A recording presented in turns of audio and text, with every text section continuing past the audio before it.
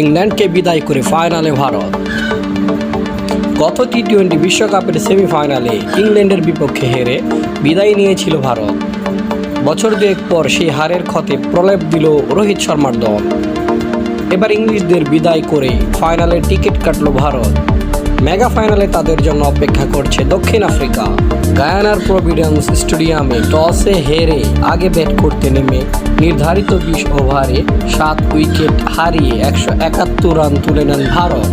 দলের হয়ে সর্বোচ্চ 57 রান করেছেন রোহিত শর্মা। জবাবে খেলতে নেমে 16 ওভার 4 বলে 113 রানে গুটিয়ে যায় ইংল্যান্ড। 172 রানের লক্ষ্য তারাই শুরুটা ভালোই করছিল ইংল্যান্ড। বিশেষ করে জস বাটলার আক্রমণাত্মক শুরু করেছিলেন, তবে ইনিংস বড় করতে পারেননি এই ওপেনার।